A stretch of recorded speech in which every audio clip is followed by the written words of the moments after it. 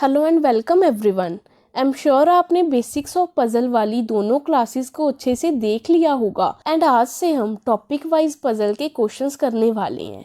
पहले clerk PO pre से start करेंगे। जब सारी टाइप ऑफ पजल हो जाएगी तो हम मेंस पर मूव करेंगे, ठीक है। क्वेश्चंस पर जाने से पहले मैं आपको एक बात बता दूं कि बेटा जब भी हम बचपन में कोई पजल को सॉल्व करते थे तो कैसे करते थे।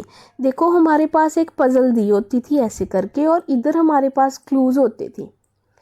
कोई भी पजल करते थे हम किसी भी टाइप की, ठीक है, जो आती थी, तो हम क्या करते थे, ये सारे जो भी क्लूज इधर दिए होते थे हमारे पास, जो भी पिक्चर्स दी होती थी, ठीक है, कट करके, उनमें से सबसे पहले हम ये देखते थे कि कौन सी ऐसी पिक्चर है, एक कौन सा ऐसा क्लू है जिसको मैं उठाऊं और यहाँ पर रखूं कि वो क्लू बाकी सारे क्लूज के साथ इजीली कनेक्ट हो जाए। आप सच बताओ, हम ऐसा ही करते थे ना।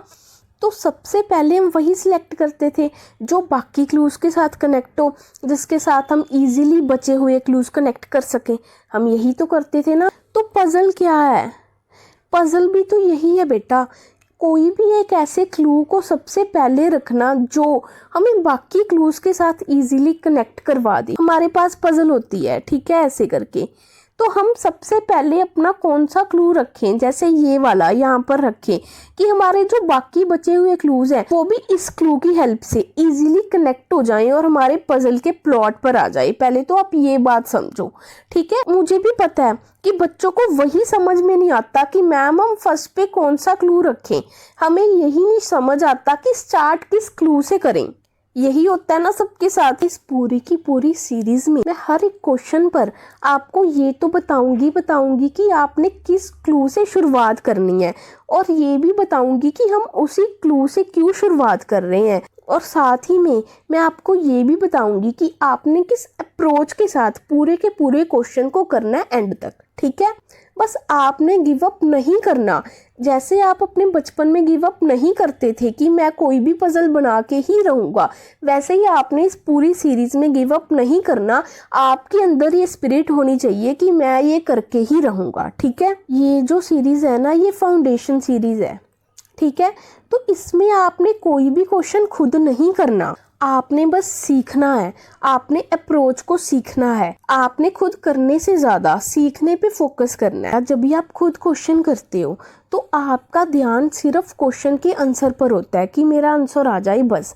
आपका ध्यान ना ही डिस्कशन पे होता है ना ही कुछ सीखने पे होता है, ठीक है।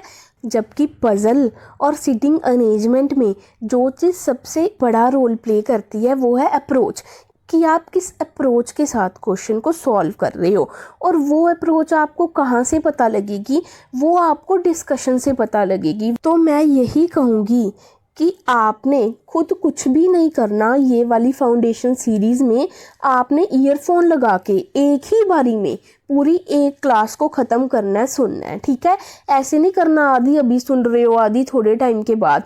किसी शांत जगह पर बैठ के, अगर लाइब्रेरी जाते हो तो वहाँ पर जाके ईयरफोन लगा के आपने पूरी की पूरी क्लास को एक ही बार में सुनना है।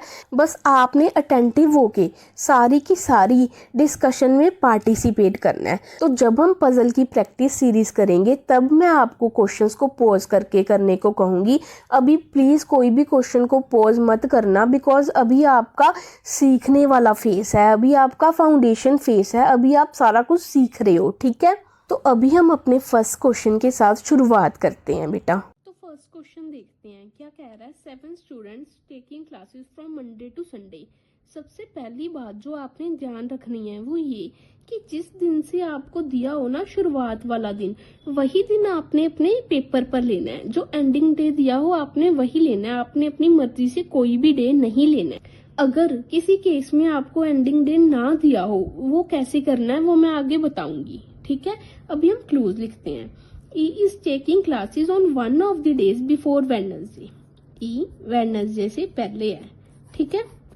फिर क्या कह रहा है, there are 3% taking classes between E और ए। ई और ए में 3 जने हैं बेटा, ठीक है। इनमें से कोई भी ऊपर हो सकता है, कोई भी नीचे हो सकता है, ठीक है। बट मुझे तो दिख गया कौन ऊपर होगा। मैं आपको बताती हूँ आपने कैसे इन चीजों को ऑब्जर्व करना है। Neither B nor C taking classes on Wednesday. ना तो बी ना तो सी वेडनेसडे को क्लास लेगा, as many students take class between A और डी, जितने लोग ए और डी के बीच में है उतने ही डी और बी के बीच में है, ठीक है। फिर क्या कह रहा है, C is taking class immediately before F. ये हमारे पास क्लूज आ गए, दिख रहा है क्या? हाँ, ठीक है। अभी ये सारे क्लूज आ गए। सबसे पहली बात बेटा जो आपने ध्यान रखनी है, इसने बोला ना ई वेडनेसडे के बिफोर है, तो आपने कभी भी ई को ना वेडनेसडे पे नहीं लेना है। बहुत बच्चे ऐसे करते हैं, E is taking classes on Wednesday, उनको ये लगता है। बट आपने जो चीज ध्यान देनी है वो ये कि on one of the days before Wednesday, की वेडनेसडे के ऊपर होगा बट वेडनेसडे को नहीं होगा, ठीक है। तो ई या तो यहाँ पर हो सकता है या तो यहाँ पर हो सकता है। वेडनेसडे को आपने ई को नहीं लेना, ठीक है। अभी देखो इन्होंने कहा है ना ई और ए में 3 जने हैं, बट इसने हमें डायरेक्शन नहीं बताई थी।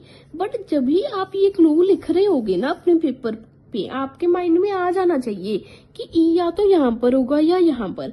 तो ऑब्वियसली ई के नीचे ए होगा ना कि ऊपर होगा, ठीक है। आपको ये चीज तभी क्लिक कर जानी चाहिए। जैसे अगर मैंने ई को यहाँ पर रखा तो ई के ऊपर ए रखने की जगह है नहीं। अगर मैंने ई को यहाँ पर रखा तो ई के ऊपर ए रखने की जगह है नहीं। तभी आपके माइंड में ये चीज आनी चाहिए कि ई के नीचे ही होगा ए, ठीक है। ये मैं आपको अभी बताऊंगी, तभी प्रैक्टिस के टाइम पे आपके माइंड में सारा कुछ आना शुरू होगा, ठीक है। ई और ए में 3 है, 1 2 3। अभी इधर तो मैंने गिन लिया बेटा 1 2 3, इधर गिन के आपने टाइम वेस्ट नहीं करना। ई की डायरेक्शन ऐसे है ना, ए को ऐसे रख दो, 1 2 3 अपने आप होंगे, ठीक है। ये छोटी छोटी चीजें हैं जिन पे हम ध्यान देते हुए चलेंगे। ये भी हो गया हमारा बेटा, ये भी हो गया। अभी क्या कह रहा है, बी और सी वेडनेसडे को नहीं है, तो आपने यहाँ पर क्रॉस कर देना है। फिर देखो ए और डी में जितने लोग हैं उतने ही लोग डी और बी में है। ये क्लू बहुत इंपॉर्टेंट है। कैसे इंपॉर्टेंट है मैं बताती हूँ, क्योंकि बेटा इनमें डी है, ठीक है। डी जो है ना वो एक कॉमन एलिमेंट हो गया हमारे पास। कैसे कॉमन हो गया, देखो जितने लोग ए और डी में है उतने ही डी और बी में है। नहीं तो काफी क्लूज आपको ऐसे देखने को मिलेंगे जहां पे ये दोनों एलिमेंट्स डिफरेंट होंगे और यहाँ पे ये दोनों एलिमेंट्स डिफरेंट होंगे, ठीक है। बट यहाँ पर हमें एक कॉमन क्लू मिल गया। कॉमन क्लू से ना हमारे पास डायरेक्शन आ जाती है। कैसे वो मैं आपको बताती हूँ। देखो ई ए, मैंने ये वाली पॉसिबिलिटी ले ली इधर, ठीक है। अभी मेरी बात ध्यान से सुनो। अगर मैंने डी को ए के ऊपर लिया, बेटा ध्यान से सुनो, अगर मैंने डी को ए के ऊपर लिया, सपोज मैंने यहाँ पर लिया, तो मेरे को बी भी ए और डी के ऊपर ही लेना पड़ेगा। तो मेरे को बी भी ए और डी के बेटा ऊपर ही लेना पड़ेगा। ये देखो अगर मेरी ये वाली पॉसिबिलिटी बन रही है, सपोज ए और डी में 0 है तो बी और डी में भी तो 0 है ना, ठीक है। व्हाट इफ अगर मैं ऐसे ले लेती ई ए, अगर मैं डी को यहाँ पर ले लेती, बी को फिर मैंने यहाँ पर ले लिया, तो देखो डी को नीचे लिया बी को भी नीचे लिया, तो एक मेरी डायरेक्शन ये बन गई। समझ रही हो ना बात को। अगर मैं ये ले लेती ई ए, डी को ऊपर ले लेती बी को नीचे ले लेती, फिर कैसे पॉसिबल हो सकता था। तो कॉमन क्लू हमें एक डायरेक्शन बताता है कि जिस डायरेक्शन में आप मेरे को रख रहे हो आपने दूसरे एलिमेंट को भी वैसे ही रखना है। जैसे अगर आप मेरे को ए के ऊपर रख रहे हो तो बी को भी ऊपर ही रखना पड़ेगा, ठीक है। ये देखो ए और डी में कितने हैं 0, बट डी और बी में कितने हैं 1। ए 1 है ना, तो 1। तभी मैं कहती हूँ इन चीजों पे फोकस करो, ना कि आए और क्वेश्चन करके चले गई। एक छोटी छोटी चीजें हम अभी से साथ लेते हुए चलेंगे, ठीक है। तो ऐसे ही आपने करना है, वैसे ही डायरेक्शन बनेगी जैसे ये है एक डायरेक्शन ये। तो यहाँ से आपको एक बात सीखनी है कि जो कॉमन क्लू है ना बेटा, जो एक कॉमन क्लू है ये वाला, वो हमेशा इन बिटवीन लाई करता है 2 एलिमेंट्स की, तभी तो कॉमन होंगे ना। आप खुद सोचो, अगर डी बी और ए के बीच में लाई करेगा तो ही तो डी और ए में एक तरफ से होंगे और डी और बी में एक तरफ से होंगे, तभी तो ये इक्वल होंगे। चाहे यहाँ पे कुछ भी हो, चाहे यहाँ पे 100 हो, तभी तो वो पॉसिबल है ना। अगर डी उसके ऊपर है तो कैसे पॉसिबल है, ठीक है। तो अभी हम इधर रख कर देखते हैं। देखो यहाँ पे क्या क्या पॉसिबिलिटी बनती है, ए डी बी। अगर मैंने एक छोड़ के रखा डी को, तो एक छोड़ के बी रखने की जगह नहीं है। तो हमारे पास सिर्फ यही पॉसिबिलिटी बनेगी डी बी, ऊपर वाले केस में मैं बात कर रही हूँ, ठीक है। बट बी तो यहाँ पर मना किया हुआ है, इसने यहाँ पर मना किया हुआ है, तो बी यहाँ पर नहीं आएगा, ठीक है। आपने ऐसे हर कुछ सोचते हुए चलना है। तो फिर अब हम यहाँ पर रख के देखते हैं ए डी बी, ठीक है, आ गया, कोई दिक्कत नहीं है। अभी इस केस में देखते हैं ए डी बी यहाँ पर आ सकता है, और कोई पॉसिबिलिटी नहीं बन सकती। अगर मैं एक छोड़ के रखूं, अगर मैंने डी को यहाँ पर रख दिया तो बी यहाँ पर नहीं आ पाएगा, ठीक है। तो ए डी बी ये वाली पॉसिबिलिटी बन गई। बट आप ये देखो, इसने हमें बोला है सी एकदम से ऊपर आएगा, किसके, एफ के। बट यहाँ तो हमारे पास दो एडजेसेंट डब्बे खाली नहीं है, यहाँ पर तो हमारे पास दो एडजेसेंट जगह ही नहीं है, जगह हमारे पास यहाँ पर है, 3 है ना। बट सी वेडनेसडे को मना किया हुआ है, तो सी एफ ऐसे आ जाएगा। अगर मैं सी एफ को यहाँ पर भी रख सकती थी, बट सी को यहाँ पर मना किया हुआ है, तो सी और एफ यहाँ पर आ जाएगा। बचा क्या, बचा जी, तो ये बन गई हमारी, ठीक है। तो इस हिसाब से आपने क्वेश्चंस को करना है, ना कि आए और क्वेश्चन करके चले गए, ठीक है। तो सबसे इंपॉर्टेंट बात जो इस क्वेश्चन में समझने वाली थी वो ये कि एक तो कॉमन क्लू की प्लेसमेंट कैसी होगी, मैंने आपको वो समझाया था कि एक ही डायरेक्शन में होगी, जैसे ए के ऊपर डी, डी के ऊपर बी, ए के नीचे डी, डी के नीचे बी, ठीक है। कॉमन क्लू हमेशा सेंटर पे लाई करता है, इन बिटवीन लाई करता है, जो भी ये एलिमेंट्स होते हैं उनके। और दूसरी बात हमने क्या समझी, दूसरी बात समझी कि बी और सी यहाँ पर मना है, तो हमने एक ही पॉसिबिलिटी में उसको अपने माइंड में रखकर देख लिया। देखो, सबसे पहले हमारे पास पॉसिबिलिटी निकलती थी 2, तो 2 हमने ले ली। अगर हम एक लेते तो हम गलती करते, हमने 2 ले ली। बट प्रोजेक्शन में से जब प्रोजेक्शन निकलती है ना, तो आप एक बार माइंड में सोच लिया करो कि बी और सी तो यहाँ पर मना है। ये तो मैंने आपको बताने के लिए रखा ना बेटा, मुझे तो दिख गया था बी और सी यहाँ पर मना है, तो ए डी बी नीचे ही आएगा और सी और एफ इधर ही आएगा, बिकॉज सी और एफ इधर तो आ नहीं सकता, ठीक है। ये चीज समझने वाली थी इसमें। अभी हम चलते हैं हमारे नेक्स्ट क्वेश्चन में। तो नेक्स्ट क्या कह रहा है, 2 meetings will be held in F and G, F और जी के बीच में 2 है, ठीक है। हमें नहीं पता कौन ऊपर है कौन नीचे है। फिर क्या कह रहा है, 3 meetings will be between B और ई, बी और ई के बीच में 3 है। अगेन कौन ऊपर है कौन नीचे हमें नहीं पता। 2 meetings will be held after G, मतलब जी के बाद 2 है, ठीक है, मतलब जी यहां पर आएगा। Meeting we will not be held on Sunday, B Sunday को नहीं है बेटा, ठीक है। A will be held before D and C. अभी इस क्लू को ध्यान से समझो, ऐसा भी हो सकता है कि पूरी पजल में सबसे इंपॉर्टेंट यही चीज हो समझने वाली, तो एक एक चीज ध्यान से समझो। A will be held before, A before है, किसके बिफोर है, डी और सी के। इसने हमें ये नहीं बताया कि डी ऊपर है या सी नीचे है, या सी ऊपर है और डी नीचे है। बहुत बच्चा क्या करता है, डी को ना ऐसे लिख लेता है ए डी सी, बट यहां तक पढ़ने के बाद ये वाली line A will be held before D and C, वो आपका परसेप्शन गलत हो जाता है, बिकॉज उसने बिफोर डी और सी बोल दिया, उसने हमें ये नहीं बोला डी ऊपर है या सी नीचे। ये चीजें बहुत बहुत बहुत कंफ्यूजन क्रिएट करती हैं जब हम कंपैरिजन बेस्ड पजल करते हैं। तो हम अभी से समझते हुए चलेंगे जो जो चीजें क्वेश्चन में आ रही हैं, ठीक है बेटा। तो अभी फिलहाल यहां तक पढ़ के मैं ऐसे लिखूंगी इसको, इस क्लू को, ठीक है। ये मैंने ये वाला क्लू लिख दिया कि A will be held before D और सी, कि ए डी और सी से पहले है, बट इन दोनों में से कौन पहले है मेरे को वो नहीं पता, ठीक है। अभी नेक्स्ट लाइन पढ़ो, C meeting C will be held after D. अभी इस वाली लाइन से पढ़ के फिर मैं इस पर जाऊंगी कि ए पहले है फिर डी है फिर सी है। इसने बोल दिया ना C will be held after D, मतलब सी डी के बाद है, ठीक है। अगर वो आपको ये वाली चीज ना देता तो हमें कभी ना पता लगता कि डी और सी में से कौन ऊपर है कौन नीचे, अनटिल और अनलेस उसने कोई और क्लू ना दिया होता, ठीक है। अभी हम इसको यहाँ पर प्लेस करते हैं। देखो, सबसे पहले हम ये वाला क्लू देखेंगे।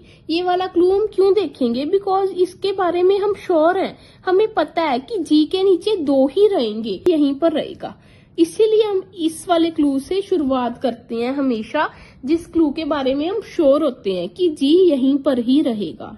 अब फिर देखो इसने बोला है जी और एफ के बीच में 2 है, जी और एफ के बीच में 2 है तो 2 रखो, 1 2 एफ।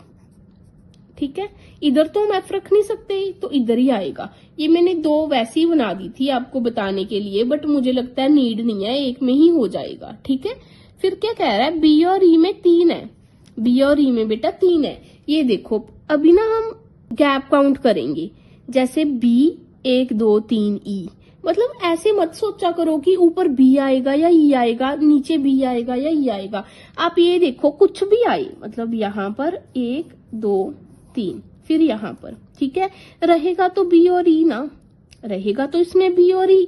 आप ऐसे मत सोचा करो कौन ऊपर आएगा कौन नीचे, बस आप इन चीजों पर ध्यान दो कि मुझे 3 बॉक्सेस 3 डब्बे कहाँ पर दिख रहे हैं, बी या ई। 1 2 3 नहीं, जगह नहीं है, बिकॉज एक यहाँ पर आएगा तो यहाँ पर जी है, यहाँ पर रख के देखती हूँ बी या ई। 1 2 3 ये मेरी 3 की जगह बन गई, 1 और 1 बीच में कितने हैं 1 2 3। ठीक है, तो अभी देखो इसने हमें संडे को बोला था कि संडे को बी नहीं है, तो यहाँ पर आएगा बेटा ई, 1 2 3 छोड़ के आएगा यहाँ पर बी। ठीक है, अभी हमारा ये भी हो गया, ये भी हो गया, ये भी हो गया। अभी हम इसको रखेंगे जो हमने तैयार किया था, क्या ए डी और सी, ये बन गई हमारी पजल, ये सी है। ठीक है, तो मैं आपको वही बता रही हूँ, देखो ये कितना इजी था, बट मैंने आपको समझा समझा के एक एक चीज बताई, इसीलिए टाइम लगा। क्लर्क में ऐसे क्वेश्चन आते हैं, बहुत इजीली कर जाओगे आप। ठीक है, बस ध्यान देने वाली ये चीजें होती हैं कि बच्चा क्या करता है, जैसे इसमें और इसमें ये पता करने लग जाता है क्या आएगा, बट आपको ना पहले ये चीज पता करनी है कि मुझे कहाँ पर दिख रहे हैं 3 डब्बे या 3 का गैप, बस उन दोनों में से कुछ भी आए आप रख दो। यहाँ तो उसने मुझे बोला था बी संडे को नहीं है, अगर कोई और क्लू बाद में दिया होता तो मैं पहले ऐसे करती ना, बाद में हम कट कर देते। अपनी जगह को हमेशा फिल करने की कोशिश किया करो, ना कि ये सोचने की यार इसमें तो मैं श्योर नहीं हूं तो मैं ये कैसे रख दूं। नहीं, हम ये रखेंगे। ठीक है, और चीज जो समझने वाली थी वो ये कि ए के बाद डी और सी में से कुछ भी हो सकता है, जब तक हमें वो ये लाइन ना दे कि सी डी के बाद होगा। ठीक है, तो ऐसे ही करेंगे हम सारे क्वेश्चंस को। अभी हम चलते हैं हमारे नेक्स्ट क्वेश्चन पर। तो नेक्स्ट देखते हैं क्या कह रहा है, V is release 3 days after P, P के 3 days बाद है कौन, B। अब इसका मतलब क्या है बेटा, गैप ऑफ 2, और ये एक ही डायरेक्शन में है, इस पे आप एक ऐसे रो लगा सकते हो वरना ना लगाओ, बट आपको ये पता होना चाहिए जब आप लिखो क्वेश्चन पे ये सारी चीजें कि P के नीचे है V 2 छोड़ के और इसकी डायरेक्शन फिक्स है। ठीक है, मैं यूजुअली इसको लिखती हूँ एक रो के साथ कि हाँ मेरे को पता है ये एक ही डायरेक्शन में है, वरना एग्जाम में हम पजल हो जाते हैं सारा कुछ लिखने के बाद भी। ठीक है, तो V is release 3 days after P, S is release before P, S P के ऊपर आएगा बेटा, but not on Monday. But किसके लिए यूज हुआ है, S के लिए। One film is release between T और U, T और U के बीच में एक है, बट मेरे को नहीं पता कौन ऊपर है कौन नीचे। R is release at least 2 days after Q। अब इसका क्या मतलब है, कम से कम 2 days आफ्टर का मतलब क्या है, पहले तो आप ये सुनो। 2 days आफ्टर का मतलब है गैप ऑफ 1। ठीक है, तो इसने बोला एटलीस्ट 2 days आफ्टर, मतलब मिनिमम 1 का गैप तो रहेगा ही। ये क्या है, मिनिमम गैप है। ठीक है बेटा, एटलीस्ट का मतलब ही मिनिमम होता है। ठीक है, तो Q के मिनिमम टू मिनिमम 1 का गैप तो रहेगा ही Q और R के बीच में, और R Q के नीचे आएगा। ये लाइन हमें ये कह रही है कि R is release at least 2 days after Q। ठीक है, तो ये मिनिमम 1 है, बट 1 से ज्यादा भी हो सकते हैं। मिनिमम 1 है, 1 से ज्यादा भी हो सकते हैं। ठीक है, आई एम श्योर आप ये क्लू समझ गए होगे, बहुत बहुत बहुत इंपॉर्टेंट क्लू है ये। फिर क्या कह रहा है, R is not release on Saturday, but R कब है, सैटरडे को नहीं है। T is not release immediately after R, मतलब टी के इमीडिएटली बिफोर क्या है, आर नहीं है। या आप इसको ऐसे भी कह सकते हो कि आर के इमीडिएटली आफ्टर टी नहीं है। ठीक है, इसने सिर्फ हमें ये बोला है T is not release immediately after R, but ऐसा हो सकता है, ये चीज पॉसिबल है बट ये चीज पॉसिबल नहीं है। ठीक है, प्लीज आप छोटी छोटी बातों को समझो। इसने बोला है कि टी इज नॉट रीज इमीडिएटली आफ्टर आर, कि इमीडिएटली आर के आफ्टर नहीं है टी, बट बिफोर हो सकता है। हमें उसने कुछ नहीं बोला, तो हम सिर्फ इस पे क्रॉस करके चलेंगे। ठीक है, ये हो गए हमारे सारे क्लूज। अभी हम इन क्लूज को यहाँ पर रखते हैं। मैंने थोड़ा सा बता दिया था, रिकॉर्ड नहीं हुआ था, मैं दोबारा बताने लगी हूँ। मैं आपको ये कह रही थी कि मैक्सिमम बच्चों का ये क्वेश्चन रहता है कि मैम शुरुआत कहाँ से करें। ठीक है बेटा, आपका भी यही होगा, क्योंकि हमारे पास कितने सारे क्लू हैं, 1 2 3 4, ये तो चलो मना किया हुआ है। ठीक है, इसीलिए हम इसको नहीं काउंट कर रहे। बट आपको हमेशा शुरुआत कहाँ से करनी है, जहां से आपको श्योरिटी मिल रही हो। श्योरिटी कैसे, कि पी और वी के बीच में देखो 2 है, पी ऊपर है वी नीचे है, इसमें हमें कितनी सारी चीजें श्योर होगी। बट इसमें देखो हमें ये भी नहीं पता टी ऊपर है या यू नीचे है। चलो हमें ये तो पता है 1 का गैप है, बट इसमें तो हमें डायरेक्शन भी श्योर है ना, तो मैं क्यों इसको प्रेफर करूंगा, मैं ये ना रख लूंगा। और क्लू से क्लू लिंक करने की कोशिश करो। कैसे, देखो इसने पी और वी के बीच में 2 बोला है, फिर इसने पी के साथ फिर मुझे ये क्लू दे दिया कि पी के ऊपर है एस। अभी मैं आपको करके बताती हूँ, आपको और क्लियर होगा। देखो ये वाला क्लू बेटा और ये वाला क्लू, इससे मुझे एक चीज पता लगी कि पी यहीं पर आ सकता है, इसके ऊपर पी आ ही नहीं सकता। क्या आपको दिखी ये चीज कि पी इसके ऊपर आ ही नहीं सकता? क्यों नहीं आ सकता मैं बताती हूँ। देखो इसने कहा है कि पी के ऊपर है बेटा एस, पी के ऊपर एस। अगर मैं पी को यहाँ पर सोचूंगा तो मैं एस कहाँ पर रखूंगा, तो मैं एस रख नहीं सकता। अगर मैंने पी को यहाँ पर सोच लिया तो मुझे एस मंडे को रखना पड़ेगा, बट मंडे को तो एस को मना किया हुआ है, तो पी यहीं पर आ सकता है, इसके ऊपर पी जा ही नहीं सकता। पहली बात तो आप ये समझो कि पी को हम वेडनेसडे पर ही ले सकते हैं। ठीक है, अभी हम ये रखते हैं 1 2 छोड़ के वी, 1 2 वी। ठीक है, रख दिया। पी के ऊपर एस रखना है, एस यहीं पर आ सकता है और तो कहीं पर ऐसा आ नहीं सकता। अब इसकी एक और पॉसिबिलिटी बन रही है, क्या, अगर मैंने वी को यहाँ पर रखा, 1 2 छोड़ के पी यहाँ पर, ये भी तो पॉसिबिलिटी हो ही सकती है ना। पी यहाँ पर है, यहाँ पर भी तो आ सकता है।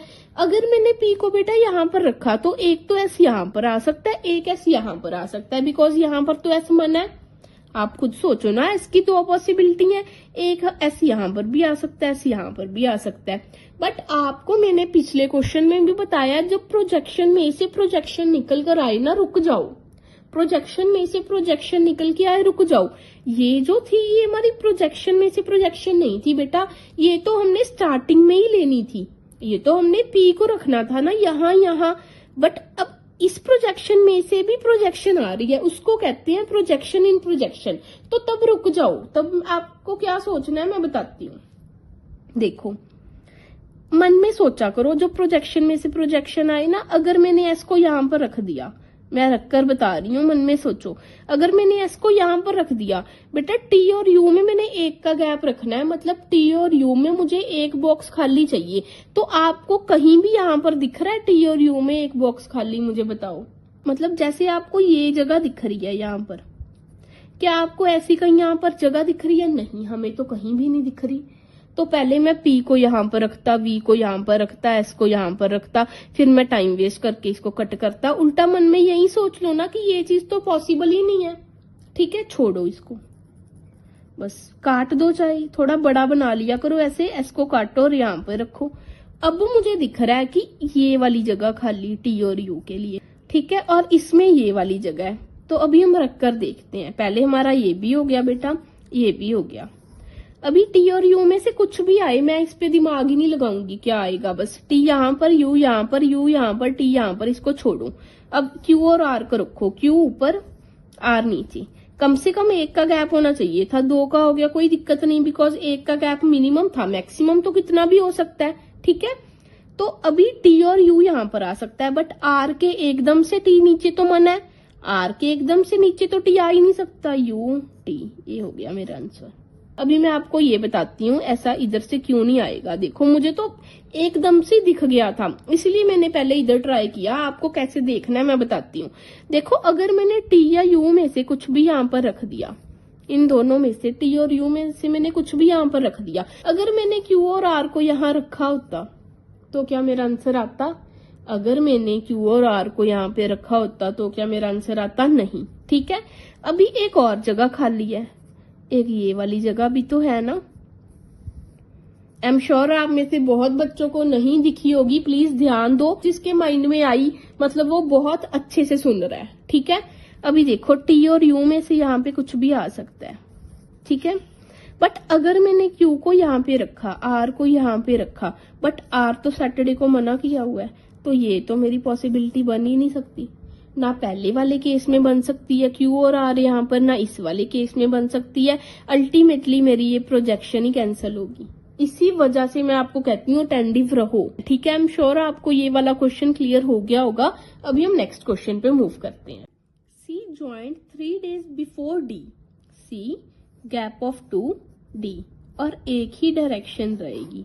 इसने बोल दिया ना 3 days बिफोर, मतलब सी पहले है डी से, कितना पहले है 3 days बिफोर। 3 days बिफोर का मतलब गैप ऑफ 2 बेटा। ठीक है, फिर क्या कह रहा है, the number of person joint before C is same after B, मतलब जितने सी के ऊपर उतने बी के नीचे। और इस वाले क्लू को कैसे करना है वो मैंने आपको प्रीवियस 2 वीडियोस में अच्छे से क्लियर कर रखा है। देखो, एक तो हमें ये वाला क्लू मिल गया सी के साथ, एक डायरेक्शन वाला, फिर उसने सी के साथ हमें कॉम्प्लीमेंट्री पेयर दे दिया। ये दोनों मिला के बहुत अच्छे क्लूज का काम करेंगे यहाँ पर। अभी आगे देखते हैं। पहले 3 पर्सन ज्वाइन बिटवीन बी और एफ, बी और एफ के बीच में बेटा 3 है, बट इसकी मुझे डायरेक्शन नहीं पता, कौन ऊपर है कौन नीचे है। A joint before D, A D से पहले ज्वाइन करेगा, बट आफ्टर जी। अब ये बट किसके लिए यूज हो रहा है, ए के लिए, बिकॉज बट किसके लिए यूज होता है, फर्स्ट पर्सन के लिए, but after G, but after G. ठीक है, तो ये सीक्वेंस बनेगा, यहाँ पर जी पहले आएगा, फिर ए आएगा, फिर डी आएगा। अभी हम इसको यहाँ पर रखते हैं। ठीक है, तो जैसे मैंने पीछे बताया कि सबसे पहले मुझे जो ठीक लगता है वो ये कि हमें शुरुआत इस क्लू के साथ करनी चाहिए, बिकॉज इसमें हमें एक तो 2 का गैप मिल रहा है, गैप तो 3 का यहाँ पर भी मिल रहा है। बट अगर इसकी पोजीशन फिक्स होती तो मैं ये लेती ना, तो मुझे इससे फायदा होता। बट इसमें से कौन ऊपर है कौन नीचे मुझे वो तो पता ही नहीं, इसीलिए मैं सी को प्रेफर करूंगी, सी और डी वाली सिचुएशन को, बिकॉज इसमें मेरे को पता है सी ऊपर है और डी नीचे है। ठीक है, तो हम फर्स्ट से ही रखना शुरू करते हैं कि कैसे आएगा सी। देखो, सी 1 2 छोड़ के बेटा डी, सी 1 2 छोड़ के डी, सी 1 2 छोड़ के डी, बस। अब यहीं तक सी की पॉसिबिलिटी बन सकती है। बट आप में से बहुत बच्चे कहेंगे कि सी को यहाँ पर भी रख सकते हैं। जो बच्चे नए होंगे क्या पता उनके मन में आए कि सी को यहाँ पर भी रख सकते हैं। बट जैसा कि मैंने आपको बताया बेटा, सी और बी दोनों मिलके कॉम्प्लीमेंट्री पेयर बना रहे हैं। और कॉम्प्लीमेंट्री पेयर कौन सी होते हैं, फर्स्ट का लास्ट के साथ, सेकंड का इसके साथ, इसका इसके साथ। ऑड वाली जो सिचुएशन होती है, जैसे यहाँ पर 7 पर्सन है, 7 days है, उसमें हम कॉम्प्लीमेंट्री पेयर के किसी भी एलिमेंट को बीच में रख नहीं सकते। देखो, अगर मैंने सी को यहाँ पर रख दिया, सी के ऊपर 1 2 3, तो मुझे बी के नीचे भी तो 3 रखने पड़ेंगे ना, 1 2 3। सी और बी तो यहाँ पर आ ही नहीं सकते। इसीलिए सिर्फ इस क्वेश्चन की यही पॉसिबिलिटीज बन रही हैं, 3 जो मैंने आपके सामने रख दी। ये इसीलिए नहीं बन रही बिकॉज इसके साथ कोई भी कॉम्प्लीमेंट्री पेयर नहीं बनेगी, बिकॉज ये सीक्वेंस ऑड वाला है। ठीक है, तो चलो अब रख के देखते हैं। सी यहाँ, बी यहाँ, सी यहाँ, बी यहाँ, सी यहाँ, बी यहाँ। ठीक है, मेरा बेटा ये भी हो गया, ये भी हो गया। अभी बी और एफ में 3 गए हैं, 1 2 3, एफ यहाँ पर। अब जैसे ही एफ यहाँ पर आया ना, ये वाली पॉसिबिलिटी कट होगी। जैसे ही मैंने एफ को यहाँ पर रखा, ये वाली पॉसिबिलिटी कट होगी। क्यों कट होगी मैं बताती हूँ, 1 मिनट रुको, पहले मैं एफ रख के दिखाती हूँ। फिर 1 2 3, ये तो यहाँ पर तो एफ आ ही नहीं सकता बिकॉज यहाँ पर सी है। देखो 1 2 3, यहाँ पर तो सी पड़ा है, तो ये वाली पॉसिबिलिटी भी कैंसिल होगी। यहाँ पर रखते हैं 1 2 3, एफ यहाँ पर आ गया मंडे को, दिख रहा है क्या, हाँ ठीक है। अभी यहाँ पर ये वाली पॉसिबिलिटी क्यों कैंसिल हुई, आप ये देखो, इसने बोला था डी के ऊपर है कौन, ए और जी, बट डी के ऊपर तो बॉक्स ही एक बच गया बेटा, डी के ऊपर तो एक ही बॉक्स बच गया। अब मैं एक बॉक्स में जी और ए को कैसे रखूंगी, तो जैसे ही यहाँ पर एफ आया वैसे ही मेरी ये पॉसिबिलिटी कैंसिल हो गई। ठीक है, तो ये छोटे छोटे कॉन्सेप्ट्स होते हैं। अब अगर इसको मैं मॉक में कर रही होती तो ये तो मेरे को देखते ही पता लग जाता था, ये तो मैंने आपको एफ यहाँ पर रख के दिखाया, जैसे ही मैं बी रखती मैं माइंड में कैलकुलेट कर रही होती, यार एफ यहाँ पर ये नहीं, मुझे इतना तो पता लग ही जाता ना कि मुझे सबसे पहले काम इस वाली पॉसिबिलिटी पे करना चाहिए। और जैसे आप किसी को भी पूछते होगे, आपके सीनियर होंगे या जिसकी रीजनिंग अच्छी होगी कि यार तूने हमेशा सब पहले ये वाली पॉसिबिलिटी क्यों ली। अब अगर चाहे मैं अभी आपको मॉक करके दिखा दूं, उसमें यही क्वेश्चन आ जाए, मैं सबसे पहले काम इसी पॉसिबिलिटी पे करूं, आपके माइंड में तो जाएगा ना, फिर बाकी क्यों नहीं ली इसने, आपके माइंड में तो जाएगा। वो इसीलिए नहीं ली बिकॉज जिसकी बहुत ज्यादा प्रैक्टिस हो जाती है ना, उसको पता लगने लग जाती हैं चीजें।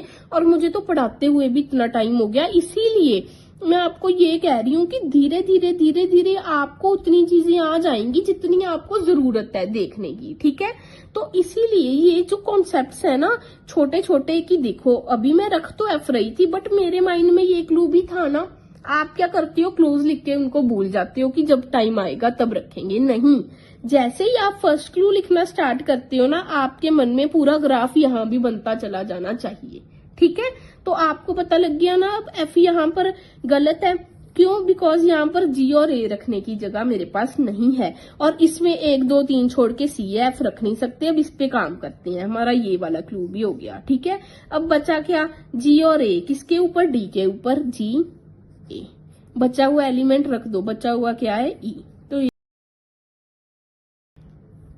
तो इसीलिए मैं कहती हूँ कभी भी क्वेश्चंस के पीछे मत भागो, हमेशा कॉन्सेप्ट के पीछे भागो।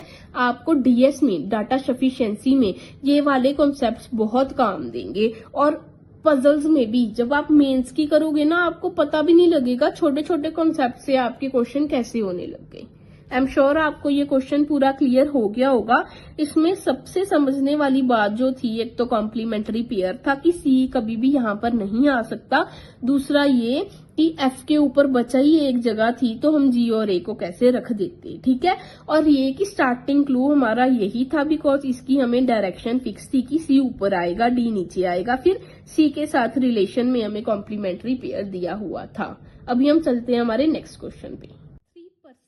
बिटवीन ई और एफ, ई और एफ के बीच में बेटा 3 लोग हैं, कौन ऊपर है कौन नीचे हमें वो नहीं पता, ठीक है। फिर क्या कह रहा है, C went on one of the days after Saturday, C Saturday के बाद है, कोई भी एक दिन।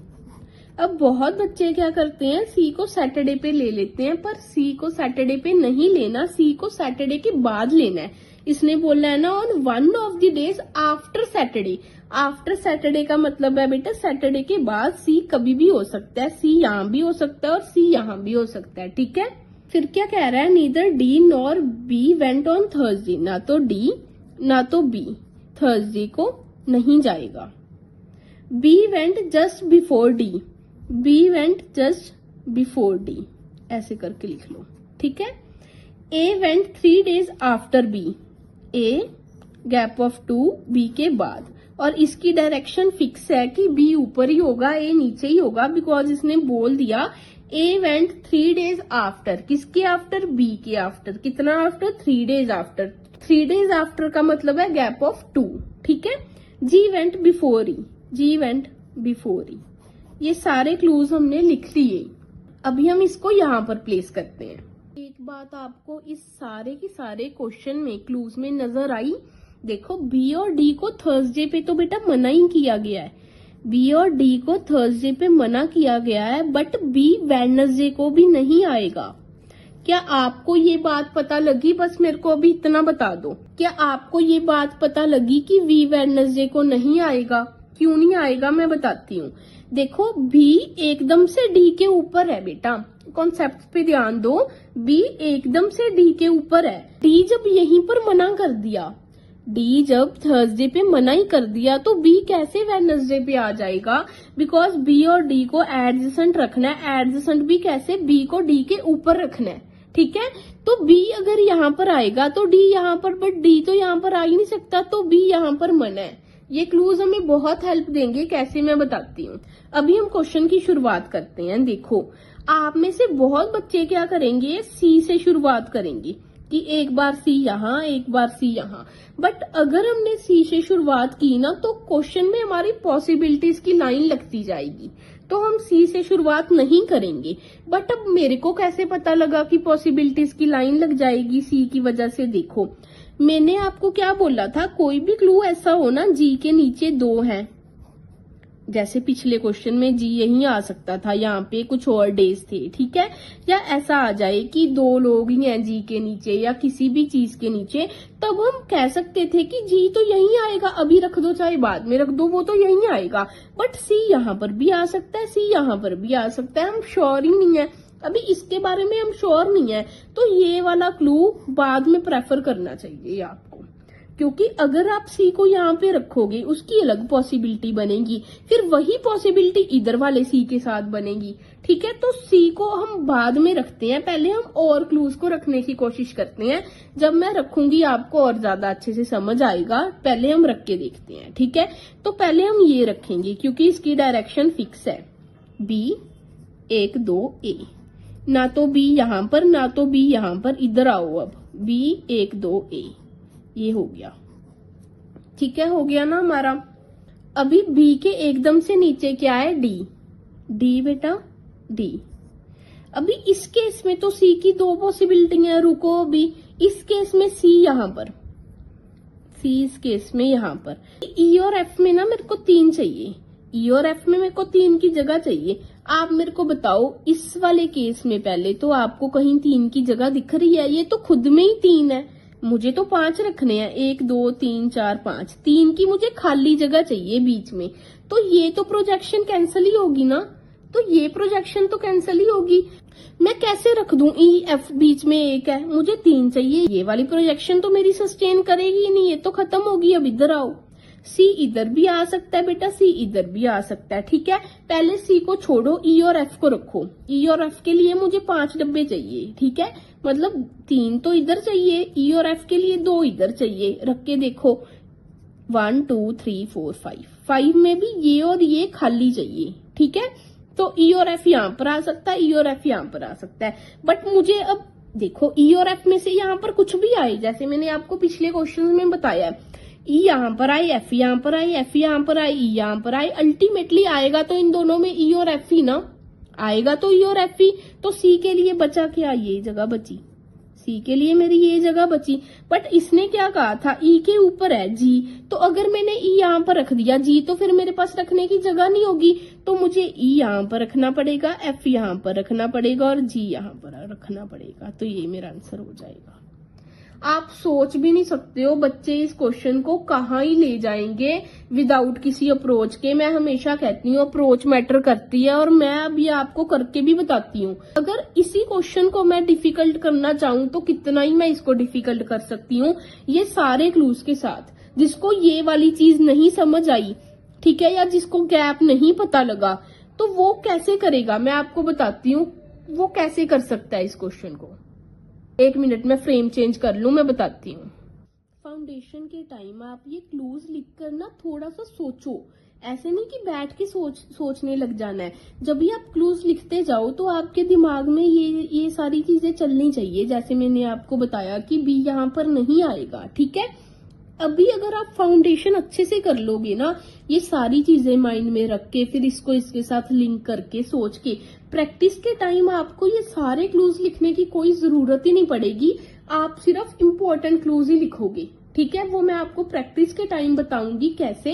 पहले हम सारा फाउंडेशन कंप्लीट करेंगे, देन हम इसकी जब प्रैक्टिस करेंगे फिर मैं आपको बताऊंगी कि कैसे करना है। अभी आप ये सोचो, अगर कोई और बच्चा होता जिसकी कोई अप्रोच ही ना होती, वो सीधा हार्ड वर्क करता और ये सारा कुछ इधर लिखता, तो क्या होता।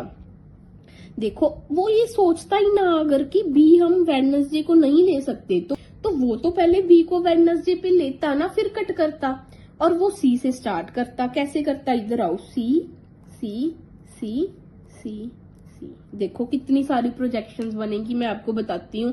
मुझे सारी दिख गई थी, इसीलिए मैंने यहाँ से शुरुआत की। देखो बी और ए में 2 है, बी 1 2 ए, ये तो वो लिख लेता बी और डी में, बट उसे क्या वेडनेसडे का पता लगता, नहीं लगता, मैं पक्का कह रही हूँ, ठीक है। फिर बी 1 2 ए, यहाँ स्किप करके फिर वो यहाँ पे लेता 1 2 ए, देखो कितनी पॉसिबिलिटीज बन गई।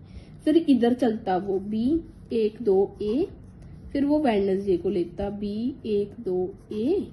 यहाँ पर तो बी और डी को मना किया है, यहाँ पर आ नहीं सकता बिकॉज अगर यहाँ पे लेगा वो बी और 1 2 ए करेगा फिर तो जगह ही नहीं है। तो ये 5 पॉसिबिलिटीज बन रही हैं। क्या पता कोई ऐसा भी होता, कोई बी को यहाँ पे ले लेता, 1 2 ए करता, ऐसे लाइन लगा के, फिर पता लगता नहीं सी है। ऐसे भी बहुत बच्चे होते हैं, बट वो आपकी गलती नहीं होती। आपको फाउंडेशन में करवाया ही इस तरीके से जाता है कि आपको अप्रोचेस का ही नहीं पता लगता।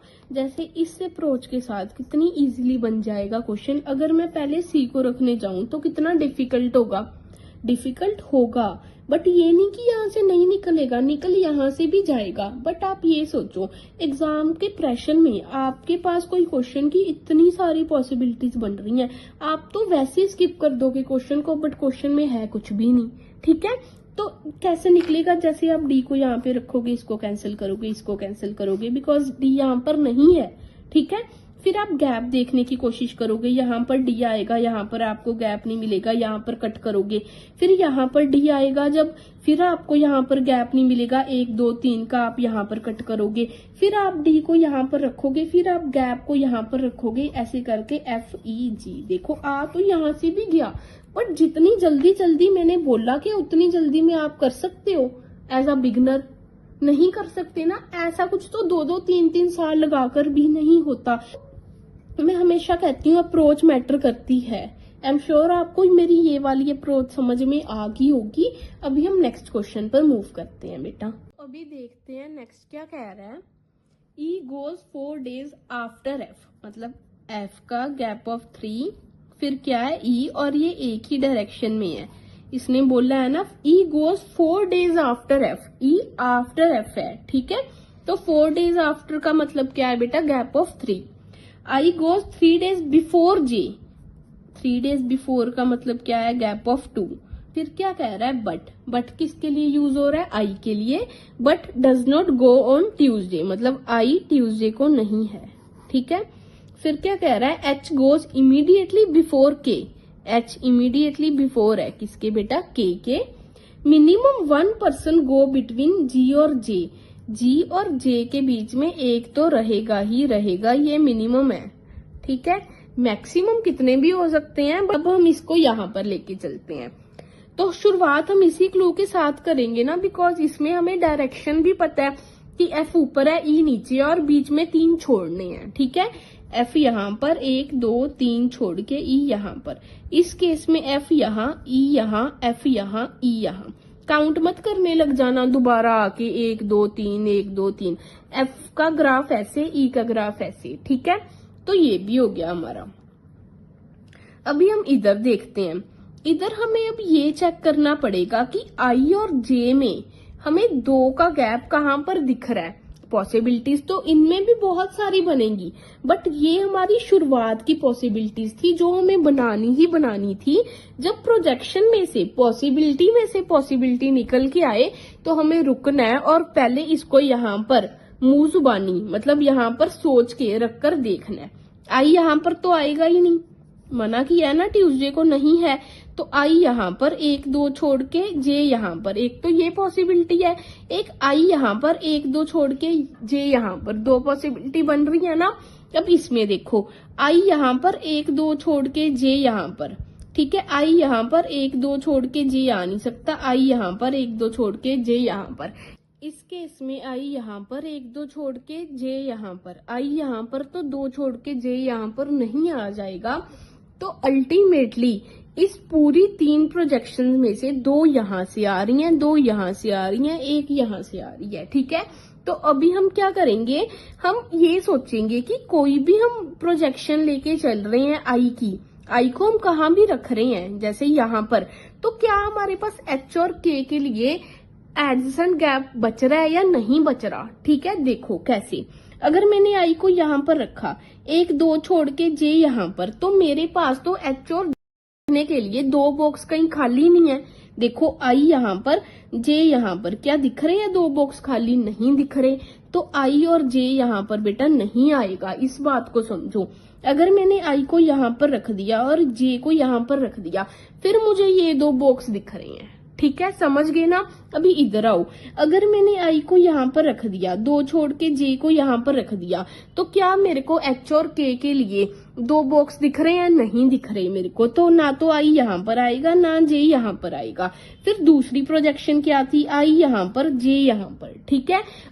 ना तो मुझे इस केस में दिख रहे थे 2 बॉक्स खाली एडजेसेंट एच और के लिए, ना मुझे इस केस में दिख रहे हैं, तो ये प्रोजेक्शन ही गलत होगी यहाँ पर, ठीक है। अभी इस केस में आओ, इस केस में तो मेरे पास एक ही पॉसिबिलिटी बन रही थी, आई यहाँ पर, 2 छोड़ के जे यहाँ पर, एच यहाँ पर, के यहाँ पर, ठीक है। इस केस में भी रख दो एच यहाँ पर, के यहाँ पर, ठीक है।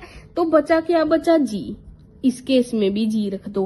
अभी जी और जे के बीच में 0 है, बट इसने मुझे बोला था मिनिमम 1 तो होना ही होना चाहिए, तो ये प्रोजेक्शन कैंसिल होगी और यहाँ से हमारा आंसर आ गया, क्योंकि जी और जे के बीच में 1 हमें दिख रहा है, ठीक है। तो ये वाली प्रोजेक्शन हमारी सस्टेन कर गई। ऐसे करना है, जब भी आपको ये लगे ना प्रोजेक्शन में से प्रोजेक्शन निकल रही है, सोच के देखो। अभी तो मैंने धीरे धीरे आपको बताया, बट जब आपका हाथ एकदम साफ हो गया पजल पे, तो आप मन में ही करोगे। तो अभी जो नेक्स्ट क्वेश्चन है ये वाला, ये आपके लिए होमवर्क क्वेश्चन है। इस क्वेश्चन का आंसर आपने मुझे कमेंट सेक्शन में बताना है। अगर आपको ये क्लास अच्छी लगी तो please like, share, comment and subscribe, and thank you so much for watching.